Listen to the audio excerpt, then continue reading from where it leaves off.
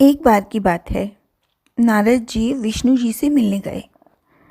विष्णु जी ने उनका बहुत सम्मान किया, मगर जब नारद जी वापस चले गए तो विष्णु जी ने कहा लक्ष्मी जी से कि जिस स्थान पर नारद जी बैठे थे उस स्थान को गाय के गोबर से लीप दो। जब विष्णु जी ये बात कह रहे थे तब नारद जी बाहर ही खड़े थे।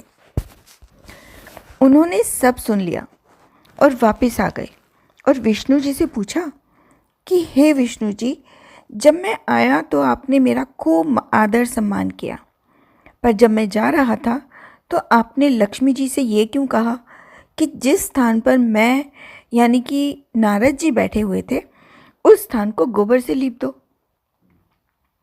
तो विष्णु जी ने कहा कि हे नारद, मैंने आपका सम्मान इसलिए किया क्योंकि आप देव ऋषि हैं, और मैंने देवी लक्ष्मी से इसलिए ऐसा कहा क्योंकि आपका कोई गुरु नहीं है, आप निगुरे हैं, और जिस स्थान पर कोई निगुरा बैठ जाता है वो स्थान गंदा हो जाता है। ये सुनकर नारद जी ने कहा कि हे भगवान, आपकी बात सही है, पर मैं गुरु किसे बनाऊं? विष्णु जी बोले, हे नारद, धरती पर चले जाओ और जो सबसे पहला व्यक्ति तुम्हें मिले उसे अपना गुरु मान लो। नारद जी ने विष्णु जी को प्रणाम किया और चले गए। जब नारद जी धरती पर आए तो उन्हें सबसे पहले एक मछली पकड़ने वाला एक मछुआरा मिला।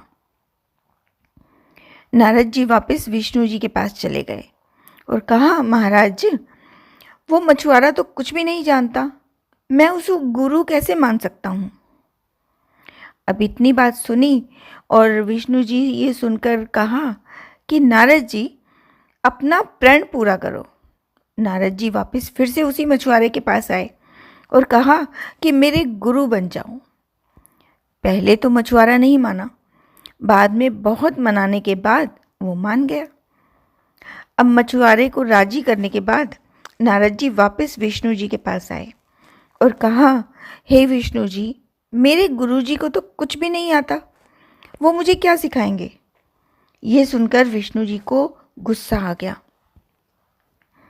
और उन्होंने कहा कि हे नारद, गुरु निंदा करते हो, जाओ, मैं तुम्हें श्राप देता हूँ कि आपको 84 लाख योनियों में घूमना पड़ेगा।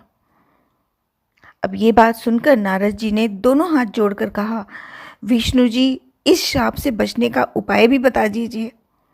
तो विष्णु जी ने कहा, इसका उपाय जाकर अपने गुरुदेव से पूछो। नारद जी ने सारी बात जाकर गुरुदेव को बताई।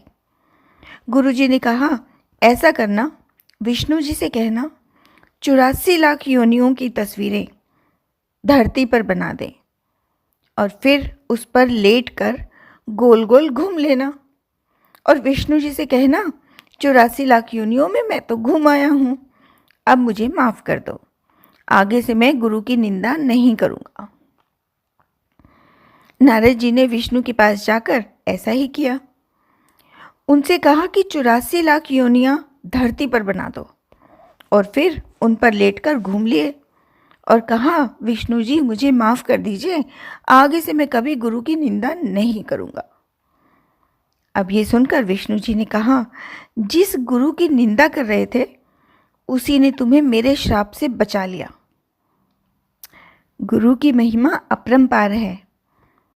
मैंने बहुत से लोगों को कहते सुना है कि गुरु बड़ा होना चाहिए, पूरा होना चाहिए, इसीलिए वो ऐसे लोगों को गुरु बनाते हैं जिनका नाम बड़ा होता है। दर्शनों से भक्तों पर कृपा आने लगती है, पर ऐसा कुछ नहीं होता। कोई भी साधक कभी पूरा नहीं हो सकता, क्योंकि पूरे तो केवल सिर्फ भगवान हैं, ईश्वर हैं, और दूसरा ईश्वर कोई बन ही नहीं सकता।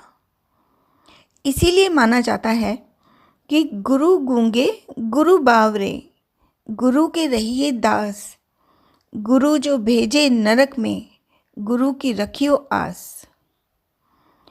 गुरु चाहे गूंगा हो, चाहे हो बावरा, पागल हो चाहे, गुरु के हमेशा दास बनकर रहना चाहिए। गुरु अगर नरक में भी आपको भेजे तब भी शिष्य को ये इच्छा रखनी चाहिए कि मुझे स्वर्ग मिला है। अगर शिष्य को गुरु पर पूरा विश्वास हो तो उसका बुरा खुद गुरु भी नहीं कर सकते। गुरु तो केवल गुरु है, फिर चाहे वे लोक गुरु हो या पथ के गुरु। राधे राधे।